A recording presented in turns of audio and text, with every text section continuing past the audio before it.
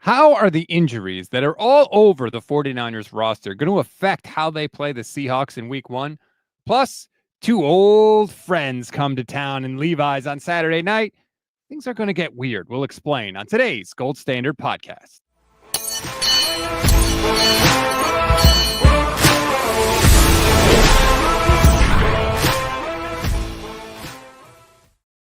What is good, everybody? Welcome to another Gold Standard podcast, part of the Pro Football Insiders. I'm Rob Stats Guerrera. She is Michelle Majuk. What's up, Michelle? Hey.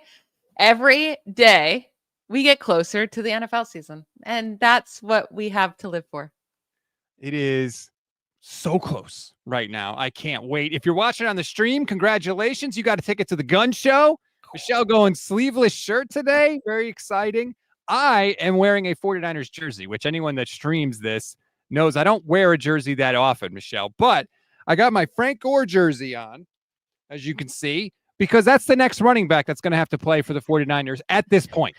Literally, I'm like starting to think, do they just forfeit the last game? Because I don't want anyone out there. Normally, I'm like, yeah, I want to see the starters. No, I don't. I don't want to see Purdy or Kittle or anyone of importance out on that field at all. Like, I'm so scared every time they take a step onto their practice field or do anything, because this team is clearly has some bad juju over it. I don't know what's happening. Not good. I don't want to see anybody bubble wrap them. I don't want to see Ricky Pearsall out there for a play. No, please, no. The injuries and the cluster injuries. Every running back that's not Christian McCaffrey has gotten hurt this preseason. And the only reason McCaffrey hasn't probably is because he hasn't played in a game. And they're down, 7 wide receivers at this point, Michelle, which brings me to the main topic that I wanted to talk about. Obviously, it's going to affect what they do against Seattle in week one. If I'm the Niners, instead of being like, well, should we go with Robbie Chosen next to Ricky Pearsall, or maybe we should, maybe Russell Gage can get healthy. Forget it. One wide receiver, Ricky Pearsall. One tight end, George Kittle. Another tight end, Luke Farrell. Christian McCaffrey, Kyle Juszczyk, and that's it. You go 22 personnel the whole game, and then who cares who your other receivers are? Well, Juwan Jennings should be okay by week one, right? Who knows? I mean, is it a calf? Is it a contract? Is it a calf tract? I don't know. I think so. As long as they have Ricky Pearsall and Juwan Jennings, then I think they're okay with CMC and George Kittle. I will say last year they did not play two tight ends on the field very much whatsoever. So Kyle Shanahan would have to be thinking out of the box here pretty greatly. 2+ tight ends on the field. Their percentage was just 14.4% of the time. Second lowest in the NFL behind only the Falcons. And then 12 personnel. They were so that's one running back, 2 tight ends, and the rest of wide receivers there. But 7.4% of the time. That was second lowest to only the Chargers. But the third lowest was 10.4%. And the fifth lowest was 14%. So more than double of what the 49ers did. So they really rarely ever use the 2 tight end package. Now is the time, right? Like, instead of trying to force a square peg into a round hole, don't fight it. What is the value of throwing these guys out there at wide receiver that are not going to be threats, that are never going to force a double team, that are never going to do anything? Was Brian Robinson actually just traded, or I'm trying to figure that out. So people in the chat are saying that Brian Robinson was traded. Yes, it looks like that has happened.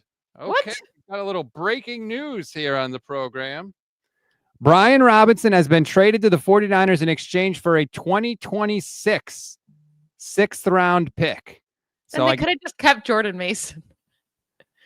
Well, that is a thing. I had no problem with the Jordan Mason trade because they moved up basically a whole round in the draft.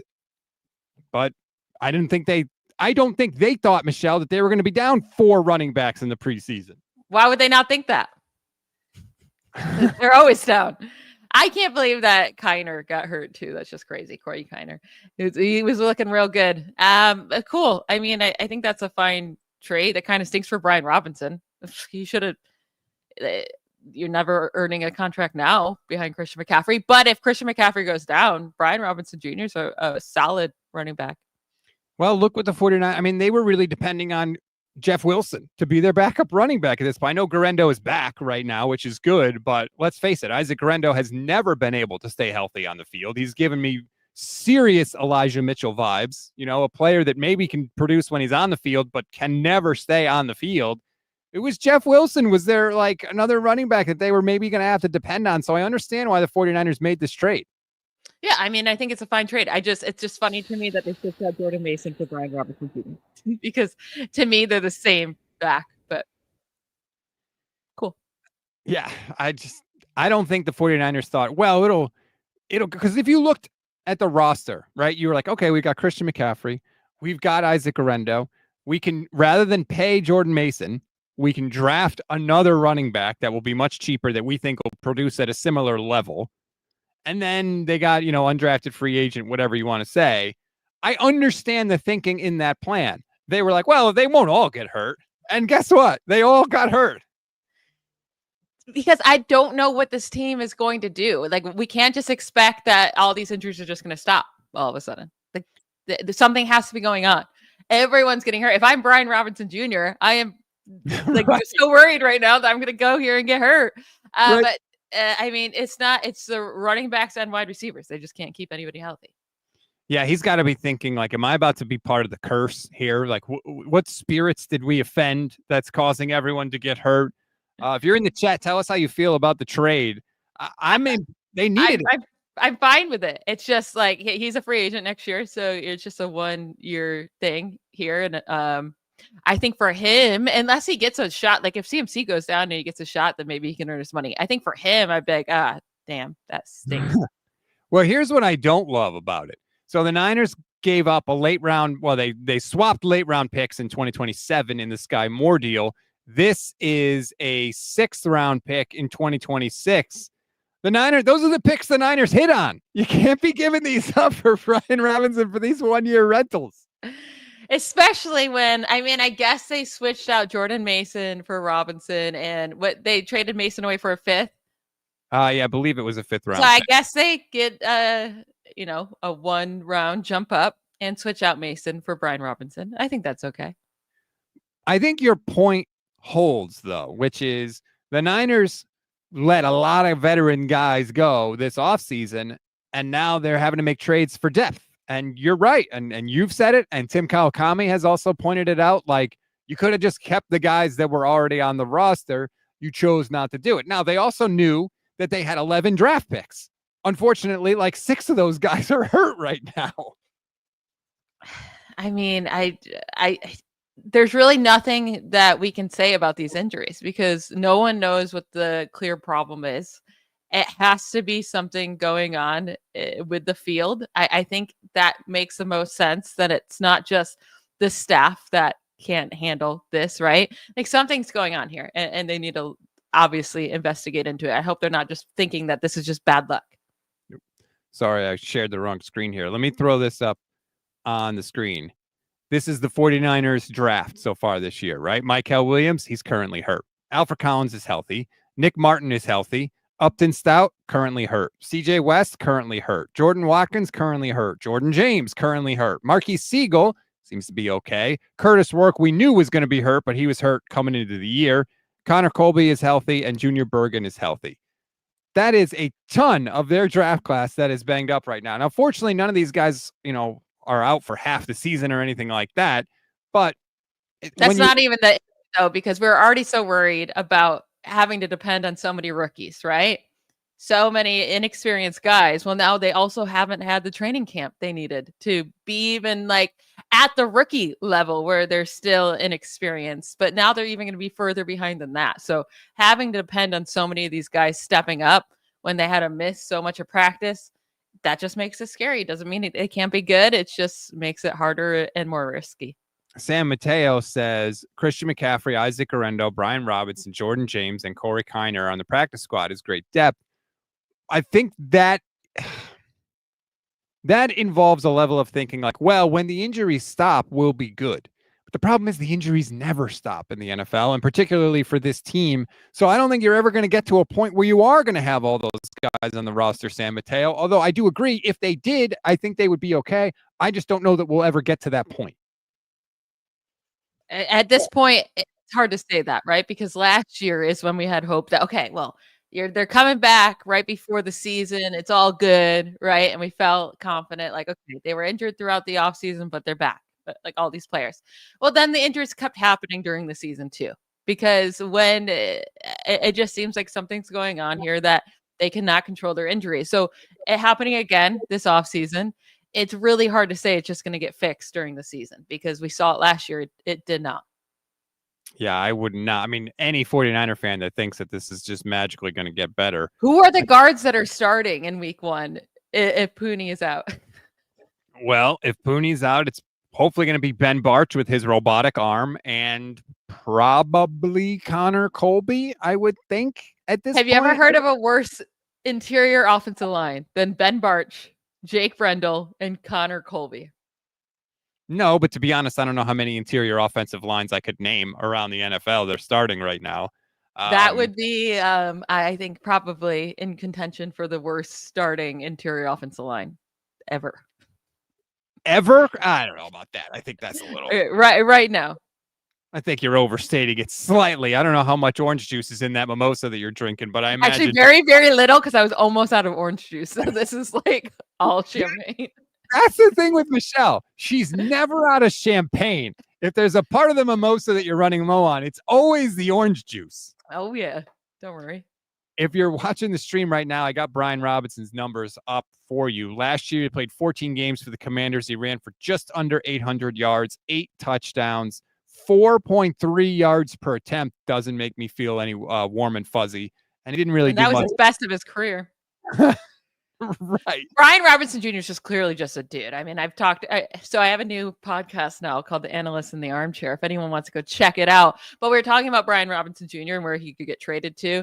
And I totally thought the Commanders should trade him because he's just a guy. He's so easily replaceable. I wouldn't be excited if the 49ers were trading for him to be their starter. I'm completely fine for him to come be a backup. He has experience as a starter. He would be fine in a role for a couple weeks. He's not ever going to be close to CMC. He's not a pass catching back. He's not good in that role. But he's a fine backup. He's exactly Jordan Mason, like, to me. So that's fine.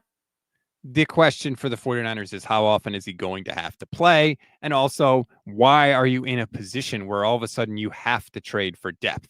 Like, they're getting these guys because they have to, right? They don't want to wait until roster cuts on Tuesday when Brian Robinson, who's probably going to get cut, becomes a free agent. And then they're in competition with every other team in the league for Brian Robinson. They have to pay him more money. He might not want to go there because he might say Christian McCaffrey's there and I'm never going to see the ball. So that's why they're making these trades.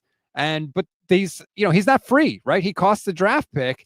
And I know it's a 6th round pick, whatever, but I don't love having to be in this position in the first place. Yeah, I'm okay with it because they got the 5th rounder for Jordan Mason. But again, I mean, I don't know how much this moves the needle besides the fact that they desperately needed bodies and that you do feel a little bit better if Christian McCaffrey were to go down and you have Brian Robinson Jr. there. Like, he's not Robinson is not going to kill you. He's going to be good. He's going to be solid. He's a vet. Like, it'll be fine. But like, he'll be gone after this year. I hope their plan isn't that like he takes over for Christian McCaffrey after this, right? Like, I don't think they're going into it with that thought process. It's so funny to me though that like, the Cowboys didn't pay. I mean, maybe they would have had to pay up because they're in the same division, but the Cowboys have nobody. Yeah, well, we got our own problems. I'm not worried about the Cowboys. Even if they had somebody, I wouldn't worry about them. Yeah, the Niners traded Jordan Mason. They got a 2025 5th rounder and a 2026 6th rounder. So the Niners still have, a pick in that round. So they just used that 6th rounder for this, maybe? I don't know which one it was. So if it was their own or if it was the one they got from the Vikings, I don't know. Brian Robinson, come on down. With the way things are going, he's probably going to see a lot of snaps tomorrow, Michelle. Hopefully not. No, keep him in a bubble. Let Jeff Wilson do, and Keyshawn Vaughn take all the snaps. Who cares? Who cares what happens to them? This is the point we're at now, though, when people are in these preseason games and then they play and people are like, why are they playing in this game? It's like they literally have to put somebody out there because they'll have to forfeit if not. Like, that's where we are. So right now, who's healthy in the wide receiver room? Jacob Cowing's okay at this exact moment? No, Jacob Cowing is hurt. He is not practicing. He came back for 30 seconds and immediately got hurt again. Right now, it's Ricky Pearsall. It's Tariq Owens. It's Isaiah Hodgins. It's, Russell Gage was banged up. Demarcus Robinson was healthy, although he didn't practice yesterday. He was working off to the side, so not really sure if there's something. God. He hurt the same hamstring? Michelle just eyeballed so hard right now. I'm surprised she's still breathing. Oh my gosh. This team. It's a cluster injury issue right now. Now, I did like what Ricky Pearsall said about it yesterday. Let's see if I can bring that up quickly. He's got the right mindset. Sit there and be like, okay, we're short of numbers, we're thin, and we can, complain about it, or we can put our heads down and go to work. So I think that's what we're doing. I like that mindset from Ricky. He's right. They don't really have a choice. But it's not an ideal situation, which is why, as I was saying earlier, before this news of the trade broke, I think the Niners are going to have to make him the one and only wide receiver against Seattle and put their big free agent acquisition, Luke Farrell, to work early. No, they need Juwan Jennings to be there. Figured that out. It's so funny. I'm seeing everything right now. Like John Lynch said that there was no message to be sent to Juwan Jennings about the Sky Moore trade. No, the guy who caught zero receptions last year wasn't a message for Juwan Jennings. Like Sky Moore, who's playing on one of the best teams in the NFL consistently, couldn't do it with the best quarterback in the league, had 3 targets and 0 receptions last year. That's who Juwan Jennings shouldn't be worried about. Yeah, I don't think he's worried about him. Right. There are wide receivers you could have gotten that could have been a challenge to Juwan because he only had 975 yards last year. Sky Moore ain't that guy, okay? No. If you can't do it with Andy Reid and Patrick Mahomes, like, you can't do it, period. They drafted him pretty early. Like, if he was going to be something, he would have been something with the Chiefs. He has not even 500 career receiving yards through 3 NFL seasons. And he was a 54th overall pick. It's not like he had to earn his way onto this field. Like, they were trying to get him to be good. Obviously, they used a very early draft pick. But yeah, 3 targets last year, 0 receptions. Juwan Jennings wasn't worried about that, but thank you, John Lynch. No, who should be worried about it is Jordan Bergen, because I think Sky Moore is part of the reason Sky Moore is on the team is because he can handle some of the return duties in the special teams. Junior Bergen was drafted specifically to be a returner. They said that. They didn't think he was going to be of any use as a wide receiver. He hasn't been of any use as a wide receiver. I don't mean to knock him. It's just his skill set was as a returner. And I think the Niners are like, with all the injuries we have at wide receiver, we don't have the luxury of having a guy that's just a returner at that position on the roster. So I think Junior Bergen's going to probably hit the practice squad, and Sky Moore is going to handle whatever return duties Junior Bergen was going to have. Yeah, and they have other guys that can handle that too. It's right now, like you said, they don't have the luxury of keeping a guy on that's only can be a returner. They have way too many injuries. They already have so shallow depth across most positions. They cannot use a roster space on a return guy. There's other guys on this team that can handle that. And I mean, how often does a return really do anything? Like, it's not, you can't do that this year. Well, not only that, but the 49ers haven't had a punt return for a touchdown since 2011. Yeah. Like, it's 2025, Michelle. Think about that. It is. And it'd be one thing if he came out in the preseason and was just destroying it and was like unstoppable, right? Then maybe, but he doesn't seem to be any different than anybody else. So no. And Sky Moore did have a punt return touchdown last week. So hooray. Mike Garafolo of NFL Media, or ESPN Media, or whatever we're calling it these days, tweeted, "The Commanders have agreed to take on some of the $3.4 million owed to Brian Robinson Jr. this season as part of the trade agreement with the Niners." Yay. I don't really care about that, but that is a true statement. Kyle Shanahan was out there the other day saying, well, I know it looks like we have a lot of cap space, but if you really know and you start hanging up, we don't really have a lot of cap space. Yes, you do. In 2025, you have a lot of cap space. In 2026, some big name guys have cap numbers that jump up, like Nick Bosa and Trent Williams. Guess what? They're going to restructure those contracts. They're going to knock it down. I believe in 2026, the Niners only have 3 players that are going to have cap hits bigger than $20 million. So stop freaking out about 2026 or acting like the Niners are in some sort of salary cap hell, because they're not. No, they have plenty of money. They could be signing people left and right. It's crazy what's going on with Amari Cooper, right? It's crazy they're not thinking about bringing him in. But nobody is. Yeah. It is wild. I wonder what Cooper's asking for, or maybe he just really doesn't want to come sign with anyone until like week 1 because he's like, if I have to make this little money, I'm not doing any practice. But it is getting to the time now. You'd think he'd be open to signing that lower contract and getting into practice. So we're a couple weeks out from the season. I will say, if you play fantasy football, Ja'Cory Krosky Merritt is the guy to draft in your double-digit rounds. The Commanders rookie 7th round running back, but he's going to be real good there. Does the fact that the Niners are having to make this kind of a move for Brian Robinson a day before the final preseason game, does it just make you sort of step back and be like, they're not contending for anything this year? They're not winning anything this year? No.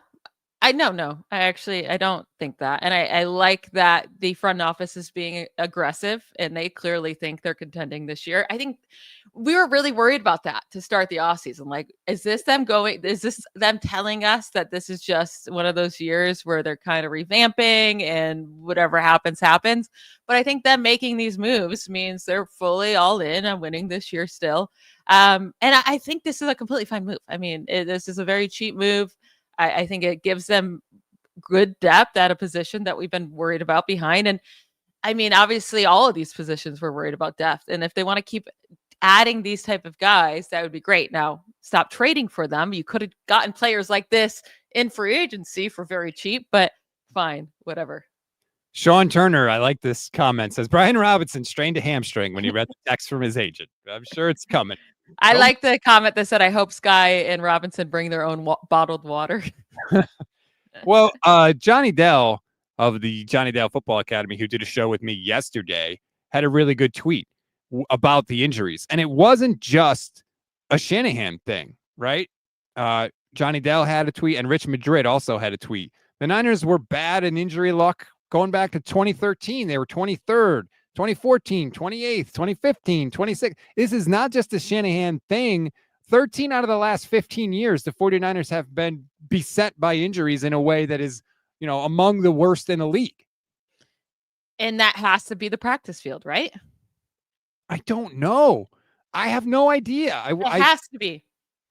I think it's got to be more than one thing.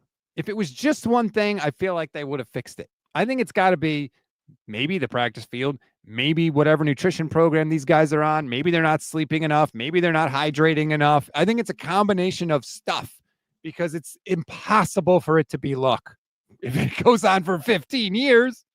I think it's the practice field, honestly. I think they keep trying to blame the staff. How many times can you replace your staff and go through it? Something's going on with the practice field, and I think they're too cheap to fix it and figure out what's wrong with it and change it out. I think they don't want to pay for it. It could be. Sean Turner reminds me, what is the water made of in Santa Clara, as you famously said a couple of weeks ago? Well, I think that's why Khan said, I hope they bring their own bottled water. That's why it's funny. Yeah, absolutely. Trent Williams was asked about his expectations for the team yesterday. This team, for us to maximize our potential, I think we got to focus 1 week at a time. I don't think the Super Bowl should be at the forefront of anybody's mind. I think it should be having the best regular season we possibly can have, then getting into a playoff game, letting it go from there. So that's how I look at it. He's 1,000% right. Don't talk about playoffs. Don't talk about Super Bowl. Talk about winning that week. And then when you get to the playoffs, who the hell knows? They need to focus week by week by week, because I feel like last year, at least the fans, at least me, right? I don't know what the players were doing. I was already putting them into the NFC Championship. And I was like, let's just skip to the NFC Championship because we know they're going to get there. And then that failed miserably, right? So, yes, they need to take it week by week. And week 1 is insanely important right off the bat. And they're incredibly unhealthy. And they have a lot of rookies they're going to be depending on. Also, a lot of players that are going to have to step in throughout these injuries. So already week 1 on the road against a divisional opponent, they got to take super seriously, and we'll see what this team is. I think if they can come out and win in Seattle, even if it's an ugly win, I think it's still going to show us a lot about this team with where they're at right now. I hate early division games in the year. I hate them. Like, I feel like teams they're not who they're going to be. They don't know who they're going to be yet. But these games are going to be crucial for the 49ers. And in a weird way, I almost think the injuries might help them keep that focus on the one game, because it's like things are probably going to be very different week to week, depending on who's available out there. And so they're going to have to just, sort of tunnel vision this thing, because it's like, wait, we're doing what this week? We're going one wide receiver the whole game. Holy crap. I better be on my stuff. We've never done this before. You brought up the numbers of how often the Niners were in those personnel groupings last year. It wasn't very often. So maybe that will help them sort of hyper focus and lock in. I have no idea. I'm trying to put a positive spin on this thing because it's August 22nd, damn it. And if we can't be positive, then it's going to be a long year. I will say, as long as Juwan Jennings is healthy and they have Pearsall, Jennings, they have to figure out a wide receiver 3 out there. Because Jacob Cowing, for it to be the same injury, the same hamstring, he's not going to be ready for the season then. He's not going to be ready for a while. So I don't know who that third wide receiver might be. I actually really like Isaiah Hodgins. I think he's a pretty solid player. So if it's him, but Hodgins and Juwan Jennings do remind me of a lot of each other. So that I don't know how that will work out. But you have Kittle, you have CMC. I think they can get through in the Seattle game, and then they have an easy schedule for the first couple of weeks after that, the Saints and the Cardinals. So they should be able to get by. It's just they need to get some of these guys healthy. And I don't know how that happens. Dieter Kurtenbach says Brian Robinson's not very fast, has questionable vision, and the Commanders just traded him in the conference for next to nothing. That should yell at you. But hey, he didn't fumble 3 times on Thursday like Isaac Correndo did. Oh. Yeah, Brian Robinson Jr. is nothing special, but he's fine. He's just not very fast. He's Jordan Mason. Right. He has questionable vision. Oh, man. You got to laugh to keep from crying. Come on, Isaac Correndo. Dude. The one thing you can control is holding on to the football, right? You want to say the injury stuff is out of your control, okay, but when you're in there, hold on to the damn ball. Now, who's going to start at quarterback this weekend? Oh, it's got to be Tanner Mordecai, who's back. They dumped Sudfeld after one practice, Michelle. That's how bad he was. It's going to be Mordecai, and it's going to be Carter Bradley. So we're not even going to be able to see anything from Sky Moore or Robbie Chosen or Isaiah Hodgins because he's not going to be able to get them the ball. But this is pathetic. The quarterback, let's be honest, Michelle, the quarterback that everyone's going to watch on Saturday is not going to be wearing a 49ers jersey. It's going to be the guy that used to wear a 49ers jersey. It's going to be Trey Lance. And you watch. He will make a throw in this game, and people are going to be like, Jim Harbaugh fixed Trey Lance. See, the Niners can't develop a quarterback. See, book it. It's going to happen now, and it'll probably come from Grant Cohn. Probably. I mean, he won't even believe it himself. He just likes to post that stuff. Over the last 2 preseason games, Trey Lance had a fine first preseason game in the Hall of Fame game where pretty much no starters play whatsoever. But the last 2 games in the preseason, he is 14 for 29. That's a 48% completion percentage, 6.1 yards per pass attempt, 0 touchdowns, also 0 interceptions. Good for him. And a 67 passer rating. To have 0 interceptions and that low of a passer rating is nearly impossible. So good for him. Very proud of him. No, he's not playing well, guys. He's not, and he's playing against backups. And you can say, well, he's playing with backups. They actually have the Chargers have really deep wide receiver room right now. So he's still playing with some really good wide receivers. So I don't know. Trey Lance is Trey Lance. He's not good.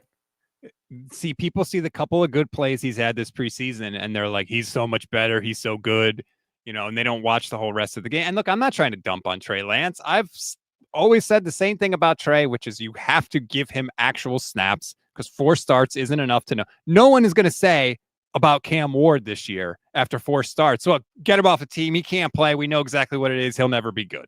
And we shouldn't. And so that was always my position with Trey. I'm rooting for him. I will be excited. Now, obviously, I would like the 49ers defense to play well on Saturday. But I'm not rooting for him to fail or anything like that. I do kind of wish it would have been Trey Lance versus Mac Jones tomorrow. That would have been fun, right? Just because of their whole history tied together. Fortunately, Mac Jones is hurt. Who isn't? So shocker. Yeah, we're not going to get that. Chris Waddell says, just stopped in to say hi, Rob. Hi, Michelle. Haven't made a live Friday in a long time. Unfortunately, the over-under on how many players get hurt tomorrow, it's got to be 2. No, I'll put it at 1.5. 1.5, because every time the 49ers do a football thing, Michelle, they lose at least one person. Please, none of the starters. No, none of the offensive linemen. I guess they can't really afford anybody. They can't afford any position to go down. Nope.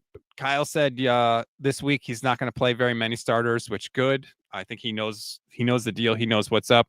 But Chris did mention over-unders, and this is the show where we make our picks and our bets, and we look at things from a fantasy perspective as well. I got to say, Michelle, I'm a little touched in the head. I think I might do it. I think I'm going to bet the preseason game tomorrow. Is that ridiculous? It is.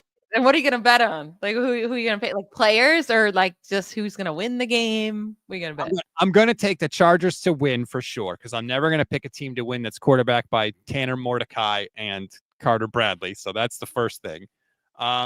I did look. I was like scouring the internet, and I found on FanDuel a couple of prop bets for Trey Lance. A touchdown pass on the first possession for Trey Lance is plus 600. Okay. He doesn't have a touchdown pass yet, or in the last 2 weeks. Yeah, he has. I know he has at least one. A touchdown run on the first possession for Trey Lance is plus 2,200. That is extremely high. I don't know why it's so high. I mean, I don't think it's like the craziest thing in the world that Trey Lance could run it in for a touchdown. I could see a world where they come out, Trey hits like a deep ball for a big explosive play that maybe sets the Chargers up. They get into the red zone, and Trey scrambles around and runs it in. I think I might, at plus 2,200, I might throw $10 down on it. I would much rather do that one than the passing touchdown one. Yeah, and I could see that happening for sure. So, like, can you not see him against the 49ers on the first drive running the ball into the end zone and be like, like that's exactly what I see happening. There's nothing else I see happening in this game besides that. So yeah, I like that. I will be fascinated, like, if he does have a good game or if he does score, what's his reaction going to be? Is he going to be like, bleep you fans? I'm fascinated to see that. Is he going to get cheered? Like, I don't know how most Niner fans are going to react. I don't think anyone really cares about Trey Lance. Oh, I think people care one way or the other. My God, you can't mention his name without people coming out of the woodwork. Even if you compliment Brock Purdy and don't say anything about Trey Lance, I still get Trey Lance in my comments. It's a weird phenomenon. Yeah, it is weird because I feel like he was like a part of the 49ers for like a second. Right. He was. So there's no hatred for him. There's no anything. He's just a raw prospect that didn't get a chance to do anything, and now he's been moved around to different places across the NFL, and sadly his career is over because of where he was drafted. Maybe if he went somewhere else, I was more patient with him and gave him more time, he could have panned out, but he has no shot now. Viking Samurai 7 YouTube channel member, shout out to all our YouTube channel members, says, I burned all my gear from last year and bought new Niners gear for this season. Now do I start wearing the gear or wait till the regular season? What brings the best juju, Rob and Michelle? First of all, respect. You burned the gear. You were trying to kill the year, right? And kill the juju. Respect on that. That is not a small sacrifice. Niners stuff, I mean, all team stuff is expensive. Mm-hmm. What do you think, Michelle? Does he have to wait? No, I think he should start wearing it right now so that we can start to try to get the good juju started right now. Start it immediately. All I know is that I feel like the moment that I predicted the 49ers to go undefeated last offseason is when everything fell apart. And I don't know how to undo it. Should I say that they're not going to win a single game this year? That might be what it takes. I don't know. I think as much as we disagree, I think we can all agree it's all Michelle's fault. Oh, absolutely. I will take it on for all of us. I don't sleep every night thinking about it. I really messed up, guys. I'm so sorry. I will say, since we're having this discussion, I listened to the Armchair and the Analyst, your new podcast, and I couldn't help but notice early on, I heard a lot of, I'm a Steeler fan, I'm a Steeler fan, I'm a Steeler fan from you. And you're the same person that was swearing off your Steelers fandom once Aaron Rodgers came to town. I know. But I'm still a Steelers fan. I'm just not rooting for the Steelers this year. I'm still a Steelers fan. I'll be a Steelers fan diehard again the second Aaron Rodgers is off this team. Brisbee Life on Twitch says you have to give up mimosas for the year. The sacrifice is the only way. You know what? The 49ers can go 6-11 again. Not giving up my mimosas. As she takes a victory sip of the mimosa. I don't know if anything could ever make that happen. But you know Now, what? if you told me right now that if I did not drink a mimosa until the Super Bowl and the 49ers would win, I would do it. If they lose week 1, you got to go mimosa free until they win. Yep. Okay, that's fair. Yes. All right. Okay. See, it's scary. I know, but you know what? That shows real sacrifice out of you. That you don't sacrifice for a team that you're not a fan of. So respect to you for that. Thank you. Thank you. Foot gives a super chat. Thank you very much. Says it's lame to clown on Trey Lance, and you are. The Niners and Lynch bungled that situation, not him. Let's let it go or mock them if you're going to mock anyone. How did I mock Trey Lance? I keep saying he's bad, but I said he was bad before he even got into the league. So. Right. It has nothing to do about being a 49ers fan. I didn't want the 49ers to draft him. Well, but you recited his stats. I mean, that's not clowning on someone. Well, and I did actually use the words, he's not good. But it might not be nice and it might be lame, but both things can be true. Sorry. Lance could not have been playing as great as people think this preseason, and the 49ers could have bungled the situation, which they clearly did. Kyle Shanahan himself said, I failed Trey Lance. Those are words that came out of Kyle Shanahan's mouth. So I don't think we're, approaching any new ground here. Chris says, she brought that bad Steelers luck over here. We only want 100%. Hey, they went to the NFC Championship, 3 years in a row while I've been on this podcast. It was one bad year. All right. One bad year. John Veen says, I joined late. Did Michelle predict 6-11? Did we make our official predictions? We did. We did. We are 11-6, I think, both of us. Yeah. Because the schedule is so easy. No, I did not predict that. I predicted them to go 17-0 last year. So I said, should I be predicting them to go 0-17 to break the bad juju? B-Mills 1987 asks, are you guys going to keep doing the Bleacher Report shows? Short answer is no. Long answer is nobody is going to keep doing Bleacher Report shows because they stopped all of them. So unfortunately, you don't get any more Rob and Michelle except this once a week Friday appearance. But you can get more of me everywhere. More of Michelle, Locked on Fantasy every day. Plus now your new podcast, Armchair or Analyst in the Armchair, which is available on iTunes and it's available on Spotify. Yep. And on YouTube. We have a video. We're recording, so we have a little video. We have a very cute little studio. It is a cute little studio. So Michelle she's out of the chair. Now you're in like a couch, or it's more like a couch thing. Yeah. Like a big chair. A comfy chair. And no shoes on for you during the show. I noticed that. Yeah, I don't wear shoes in the house. I'm not crazy. That's ridiculous. Why would you not wear shoes in the house? I will die on that. You're wearing sneakers right now? Yes. That's so uncomfortable. I'm sitting crisscross applesauce. Can't have shoes on for that. I can't sit crisscross applesauce. My body doesn't bend that way. So that's not an option for me. But yes, I am. I'm comfy in my socks. Shoes in the house why would my feet be uncomfortable in shoes? That sounds like I'm buying the wrong kind of shoes then. No, it's just like I don't want something heavy on my feet at all times. Heavy? Don't you want to just be comfortable in your socks where you can relax. You do not put your shoes on the couch, do you? No. Okay, then how do you relax on the couch if you have your shoes on? I have an ottoman. Put my feet on that. Is it a cloth ottoman? Yeah. No. Take your shoes off. Take your shoes off. Oh, Arjun, new YouTube channel member, says, excited for the jersey reveal on Wednesday, by the way. That's right. The 28th is when they're going to reveal these alternate jerseys. I have seen them. Don't be excited. That's all I'll say. Oh, gosh.